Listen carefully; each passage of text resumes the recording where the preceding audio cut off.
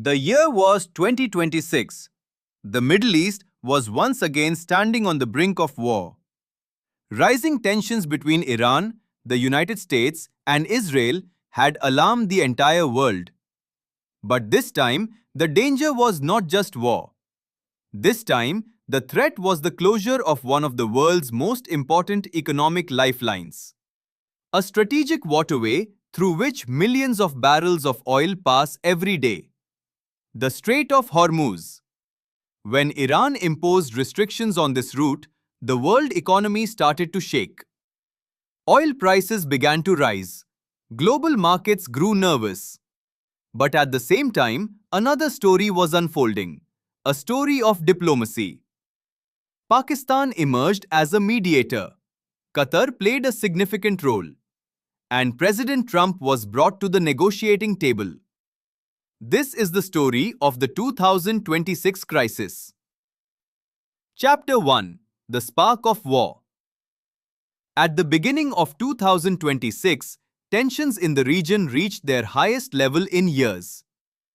The situation deteriorated after attacks on Iranian targets by the US and Israel. In response, Iran increased its military activity across the region. Then came the biggest shock: reports of the closure of the Strait of Hormuz. This wasn't just a sea route, it was a vital artery of global trade. Had it stayed closed, the world could have faced a major economic crisis.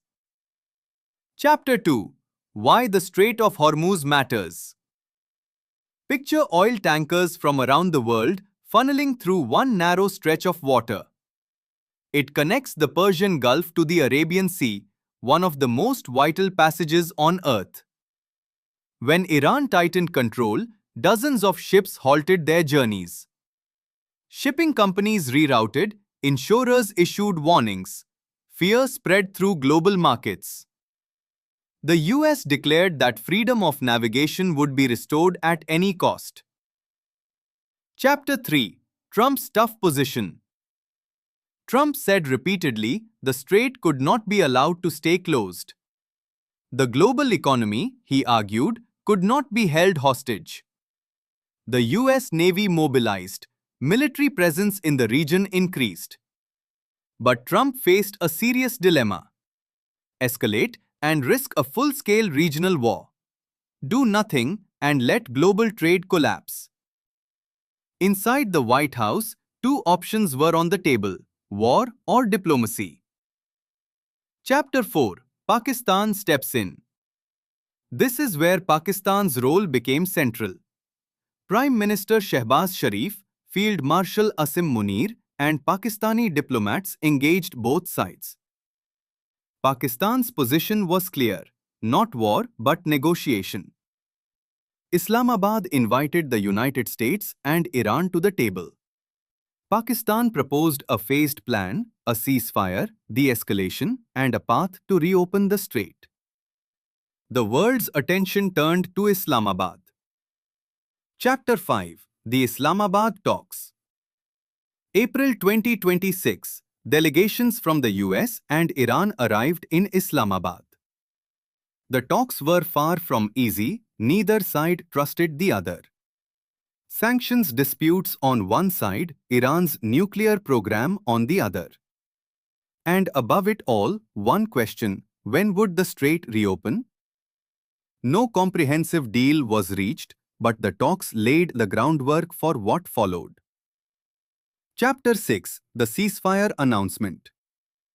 After weeks of diplomacy, a ceasefire was finally announced.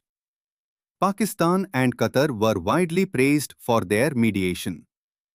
The agreement included provisions to reopen the strait and restore shipping.